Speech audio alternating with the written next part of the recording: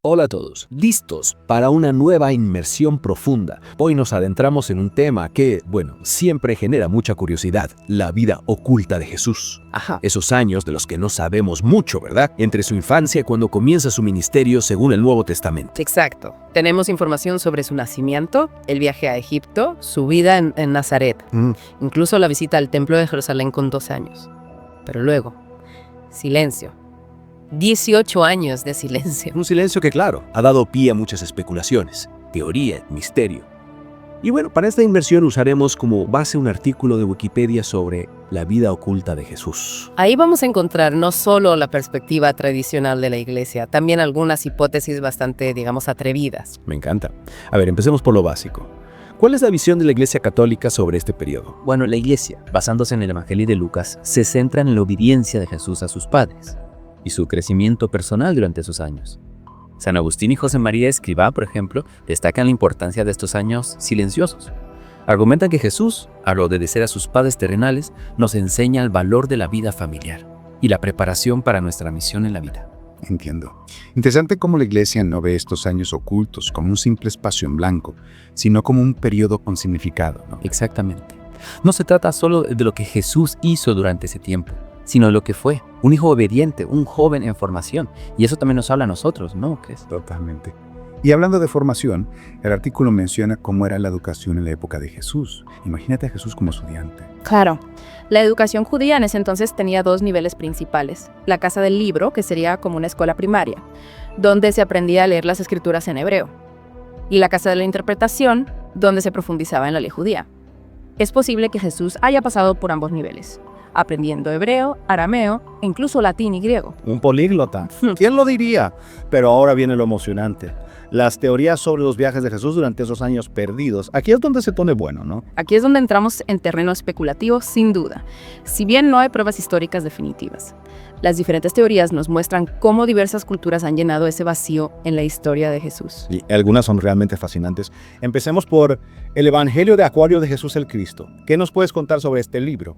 Fue escrito por Levi Pierre Dowling a principios del siglo XX. Describe a Jesús viajando por India, Tíbet, Persia y muchos lugares más. Dowling afirmaba haber accedido a los registros akáshicos, una especie de archivo místico de conocimiento universal. Eso era película de aventuras. Y hablando de Oriente, no podemos dejar de lado las teorías sobre una posible influencia budista en Jesús. ¿Qué hay de cierto en esto? Es un tema que ha generado mucho debate. Algunos estudiosos, basándose en textos como Evangelio de Tomás, que se considera un evangelio apócrifo, o sea, no incluido en el canon bíblico, y los manuscritos de Nag Hammadi, una colección de textos gnósticos encontrados en Egipto en el siglo XX.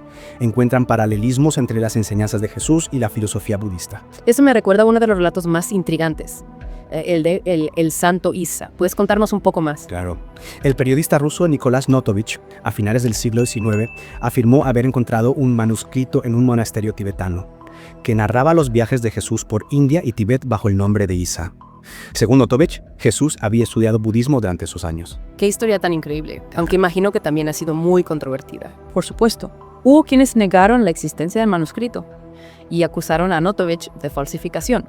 Sin embargo, otros viajeros, como el Swami Aferananda, discípulo de Sri Ramakrishna, afirmaron haber visto el manuscrito con sus propios ojos. Es un misterio sin resolver. Y si hablamos de paralelismos, no podemos olvidar la comparación entre Jesús y Krishna. ¿Qué nos puedes decir sobre esa teoría? Hay un libro, La Biblia en la India, de Louis Jacoliot, que aunque es bastante controvertido, explora las similitudes entre las vidas de ambos personajes. Jacoliot incluso llega a plantear la pregunta de si el relato de Jesús podría estar basado en la mitología hindú. Wow, eso es bastante radical. ¿Y qué opinan otras figuras del hinduismo sobre estas similitudes? Bueno, figuras como Ramakrishna, Vivekananda y Sivananda veían en esas similitudes una armonía divina entre las religiones. Es fascinante ver cómo cada cultura interpreta la figura de Jesús a través de sus propias lentes, ¿no te parece? Totalmente. Y aún hay más, ¿verdad? Algunos textos antiguos, como el Gavisha Mahapurana, describen la llegada de un personaje similar a Jesús a la región del Himalaya. Exactamente. Y la rama Ahmadiyya del Islam cree que Jesús viajó a Cachemira. Vivió hasta los 120 años y está enterrado en un santuario en Srinagar. Teorías que nos llevan desde el Himalaya hasta Cachemira. Un verdadero viaje. Pero también hay teorías que ubican a Jesús más cerca de Europa, ¿no? Sí, la leyenda de José de Arimatea viajando a Glastonbury, Inglaterra, posiblemente con un joven Jesús. Conecta la historia de Jesús con los inicios del cristianismo en Gran Bretaña. De Oriente a Occidente. Es increíble la cantidad de historias que se han tejido alrededor de esos 18 años de silencio. Lo que nos demuestra el poder de la imaginación. Y la fascinación que la figura de Jesús despierta en las diferentes culturas a lo largo de la historia. Absolutamente. Y ahora me surge una pregunta. ¿Qué te parece a ti todo esto? ¿Con cuál de estas teorías te quedas? Bueno, es difícil saber con certeza dónde estuvo Jesús o qué hizo durante esos años. Lo importante es que estas teorías nos invitan a reflexionar sobre las diferentes maneras en que la figura de Jesús ha sido interpretada y cómo su mensaje ha resonado en diferentes culturas. Y eso es algo que nos enriquece a todos, ¿no crees? Completamente de acuerdo. Y es precisamente eso lo que hace que este tema sea tan apasionante.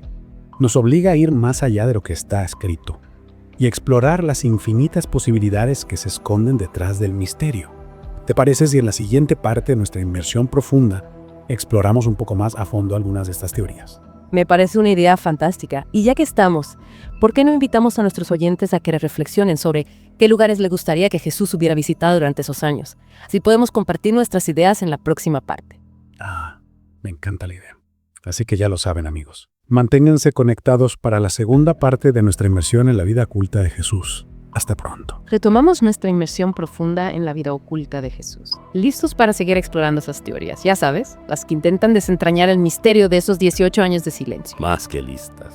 Y no he podido dejar de pensar en tu pregunta de la última vez. Si pudiéramos elegir un lugar para que Jesús hubiera viajado, ¿cuál sería?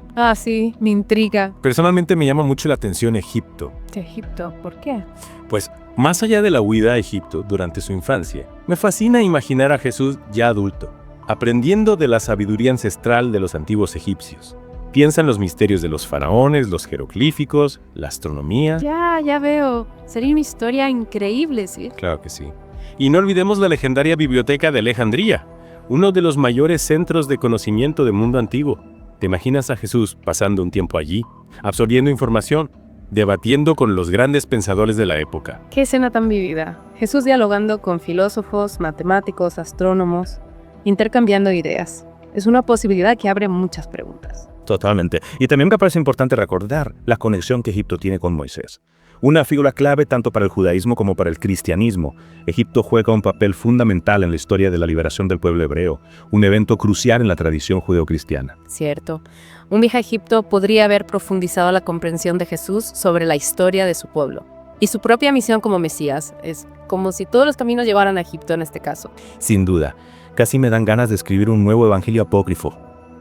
El evangelio copto de Jesús. Que jaja, seguro que sería un éxito de ventas. Pero bueno, sigamos explorando. ¿Qué otros lugares te llaman la atención? A mí siempre me ha fascinado la cultura persa.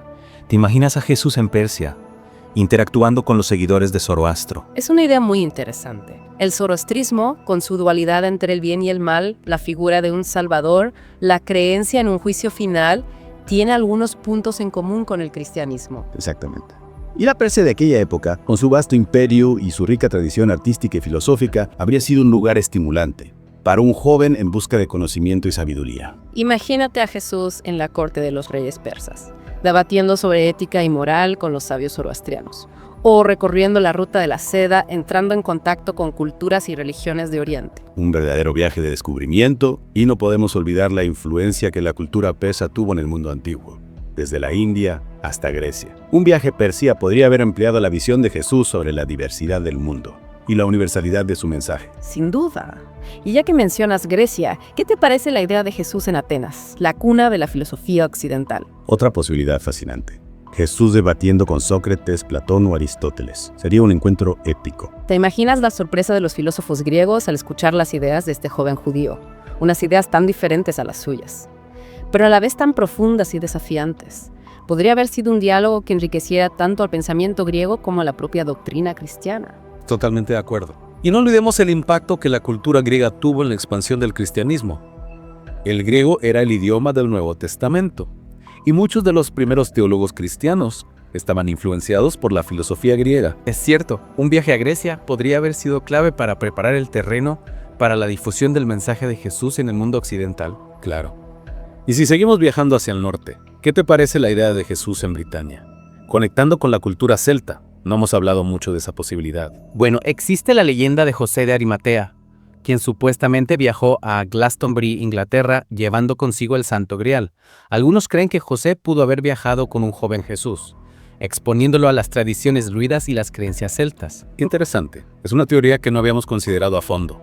Jesús aprendiendo de los druidas, conectando con la naturaleza y la sabiduría ancestral de los celtas. Es una imagen que abre un montón de posibilidades.